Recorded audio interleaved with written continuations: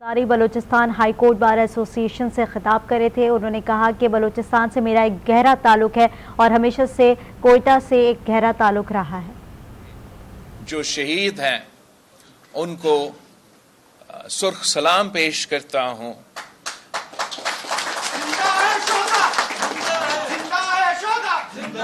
میں بلوچستان کے عوام کا دکھ کا تکلیف کا مجھے احساس ہے. قائد عوام شہید ذوالفقار علی بھٹو میرے نانا تھا. ملک کا وزیر اعظم، صدر اور پاسی پہ چڑھایا گیا. میری والدہ شہید محترمہ بے نظیر بھٹو ملک کی پہلی خاتون وزیر اعظم، مسلم امہ کی پہلی خاتون وزیر اعظم کو شہید کیا گیا. میرے نوجوان چاچا شہید شاہ نواز بھٹو کو زہر پلایا گیا، شہید کیا گیا. میر مرتضی بھٹو کو اپنے گھر کے باہر شہید کیا گیا اور الزام شہید محترمہ بے نظیر بھٹو اور شہید محترمہ بے نظیر بھٹو کے خاندان پہ لگا کر کل Bhutto to get a Bhutto کی کنسپریسی کے تحت شہید محترمہ بے نظیر بھٹو کی حکومت کا خاتمہ کی ایک سازش کا حصہ تھا. تو جب میں آج بھی 2023 میں یہ دیکھتا ہوں کہ آج بھی بلوچستان کے جو ماں ہیں وہ اپنے بچے کے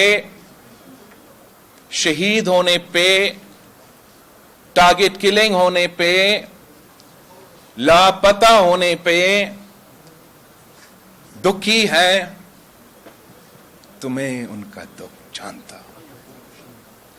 اب اس کا ہم نے کرنا کیا ہے؟ کیا یہ ہمارا قسمت میں لکھا ہے؟ یہ پاکستان کے عوام کے لیے اور پاکستان خاص طور پہ بلوچستان کے عوام کے لیے کہ ہمارا خون سستا ہے؟ کیا یہ 70 سال سے جو نظام چلتا آ رہا ہے، کیا اس نے اس ملک کی شہریوں کو، اس وطن، اس دھرتی کے رہنے والے کو انصاف آج تک دلوایا ہے؟ فیبروری 8 پہ الیکشنز ہونے جا رہے ہیں. ہمیں بتایا جا رہا ہے کہ جو 3 دفعہ وزیر اعظم بنا وہ 4تھا بار وزیر اعظم بن کے پاکستان کو ان مشکلات سے نکالیں گے. دوسری طرف ہمیں بتایا جا رہا ہے کہ ایک دوسرا شخص جو خود چند سال پہلے وزیر اعظم رہ چکا ہے اور اپنے دور میں جس نے کہا تھا کہ جو ہزارہ میں اپنے جو احتجاج کر رہے تھے وہ بلیک میلرز تھے، جس نے وزیر اعظم ہوتے ہوئے لاپتہ افراد یا انفورسڈ ڈسفیئرنس کی ایشو کو انڈرمائن کیا، 70 سال کا نوجوان کا لیڈر، کہ یہی ملک کے، پاکستان کے، بلوچستان کے آپ کے آپشنز ہیں. اور میرا یہ اعتراض تو بالکل نہیں کہ یہ بزرگ بن چکے ہیں، عمر سے کوئی فرق نہیں پڑتا. آپ بزرگ ہو کے ایک نیا سیاست، ایک نیا سمت اس ملک کے لیے چھا سکتے ہو، اور آپ نوجوان ہو کے بھی، اور میں کافی نوجوان سیاستدانوں کو جانتا ہوں، خاص طور ہمارا سابق دوستوں میں سے، آپ نوجوان بھی ہو سکتے ہو اور وہی پرانے سیاست سے، وہی پرانے طرز سیاست سے دلچسپی رکھ سکتے ہو۔ میں جانتا ہوں کہ پاکستان کے الیکشنز کیسے ہوتے ہیں، مگر میں یہ بھی جانتا ہوں کہ پاکستان کے عوام جب جاگ جاتے ہیں، جب فیصلہ لے لیتے ہیں، تو پھر دنیا میں کوئی طاقت ان کا راستہ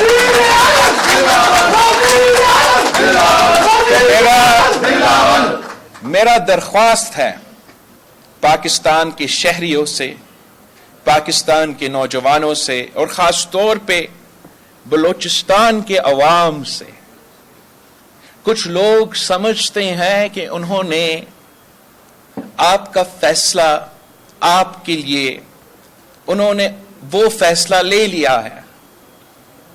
میرا آپ سے درخواست ہے کہ آپ ان سب کو فیبروری 8 پہ سرپرائز دیں۔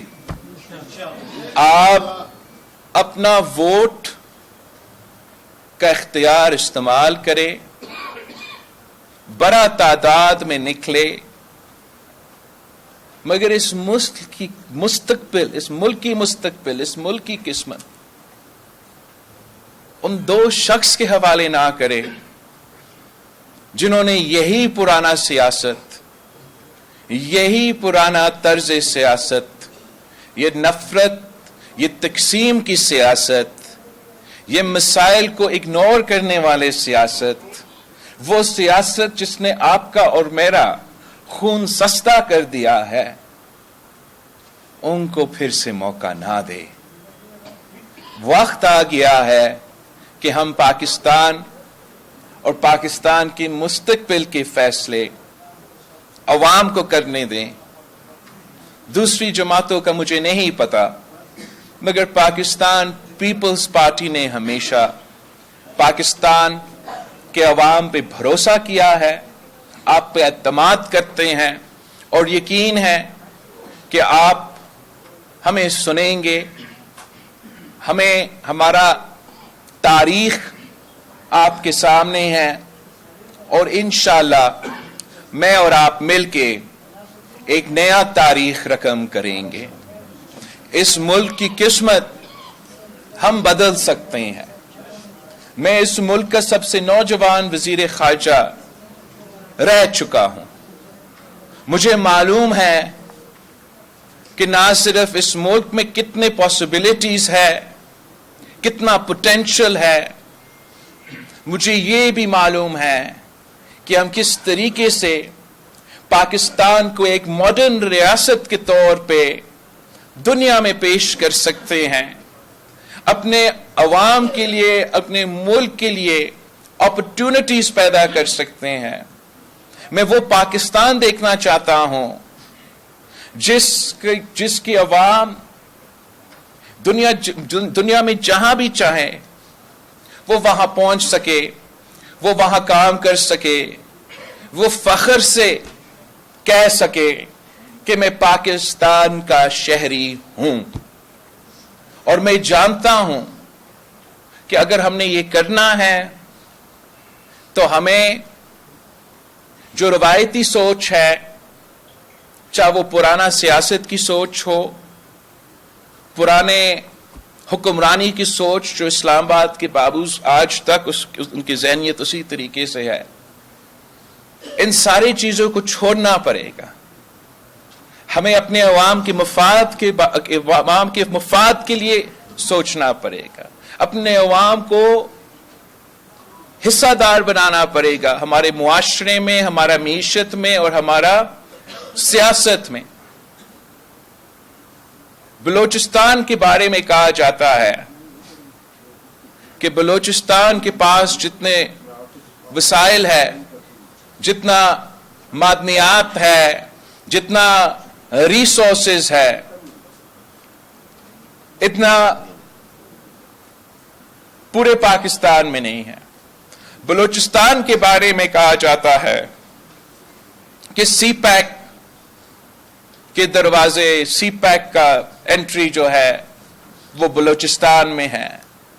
اس سی پیک کی بنیاد تو صدر زرداری نے رکھا تھا، اور میں جانتا ہوں کہ صدر زرداری کے ارادے کیا تھے، صدر زرداری کا سوچ کیا تھا، اور افسوس کے ساتھ اس سوچ کے مطابق عمل درآمد نہیں ہو رہا۔ میں آپ سے پوچھتا ہوں، کیا بلوچستان کے یہ جو وسائل کا ذکر ہو رہا ہے، بلوچستان کی جو معدنیات ہے، بلوچستان کے جو ریسورسز ہے، کیا بلوچستان کے عوام اپنے آپ کو ان ریسورسز میں، ان وسائل میں حصہ دار محسوس کرتے ہیں؟ کیا اس سی پیک جس کا بنیاد صدر زرداری نے رکھا تھا، جس نے پاسماندہ علاقے کو ترقی دلوانا تھا، جس نے دہشت گردی کے شکار ہونے والے علاقے کو ترقی دلوانا تھا، کیا بلوچستان کے عوام، گوادر کے شہری اپنے آپ کو اس منصوبے کا حصہ دار محسوس کرتے ہیں یا نہیں؟ میں سمجھتا ہوں کہ یہ آپ سے سب سے بڑا ناانصافی ہے۔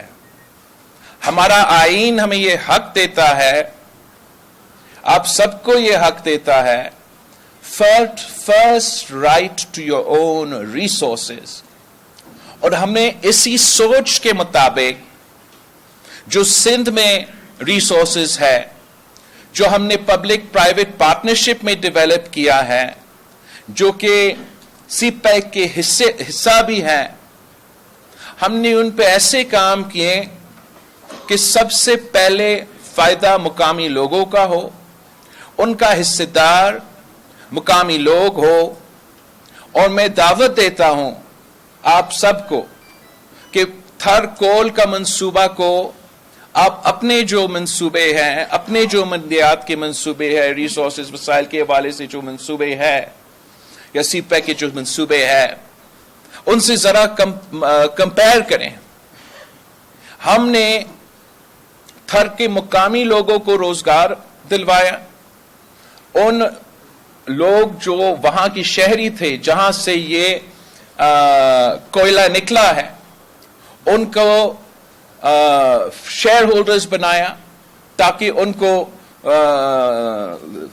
معاشی طور پہ بھی فائدہ ہو اگر اس منصوبہ کا ترقی ہو۔ ایک ریگستان میں جہاں ٹی وی سکرینز پہ پتہ نہیں کیا کیا کہا جاتا تھا، ہمیں ایک افریقہ کی طرح پیش کیا جاتا تھا، اب وہ تھر کے عورتیں اس تھر کول کا ٹرک ڈرائیورز بن چکے ہیں۔ اس تھر کول میں سب سے پہلے the first female انجینئر تھر سے وہاں کام کر رہی ہے۔ ہم نے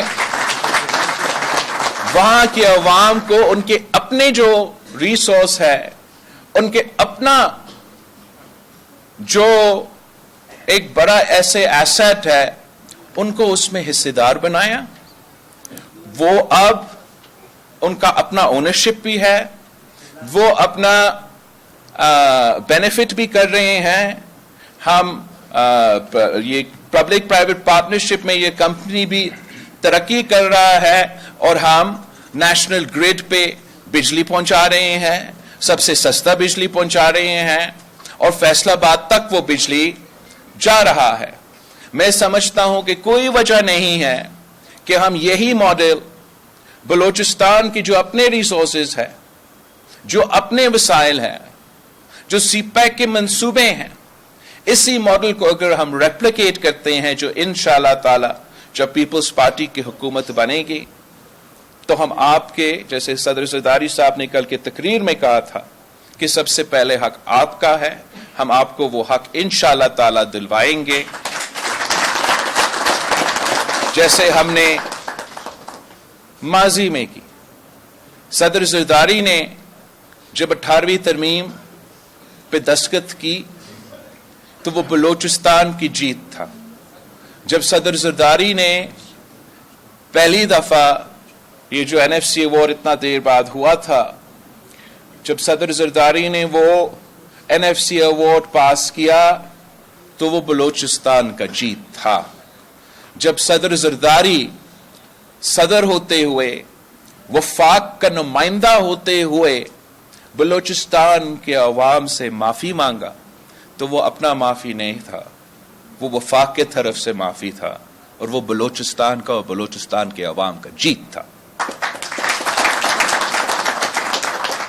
جب صدر زرداری نے آغاز حقوق بلوچستان کا آغاز کیا تو وہ بھی بلوچستان کے عوام، بلوچستان کے نوجوانوں کا جیت تھا. ہم نے انشاءاللہ تعالی سب مل کے ایک نیا سیاست ایک نیا دور کے لیے، جس میں ہم سب یکجا ہو کے نفرت کی سیاست کو، تقسیم کی سیاست کو، انا کی سیاست کو دفن کر کے سب مل کے انشاءاللہ تعالی آگے بڑھیں گے، اس ملک کی خدمت کریں گے، اس ملک کے عوام کی خدمت کریں گے. اور جو جہاں تک آپ کی سوال ہے صدر صاحب، میں تو کافی دیر سے تیار ہوں. میرے خیال میں آپ کا جو سوال ہے وہ باقی سیاسی جماعتیں اس کا جواب دے. اس وقت اگر کوئی وفاقی سطح پہ میدان میں ہے تو وہ ایک آپ کے سامنے کھڑا ہے. Thank you.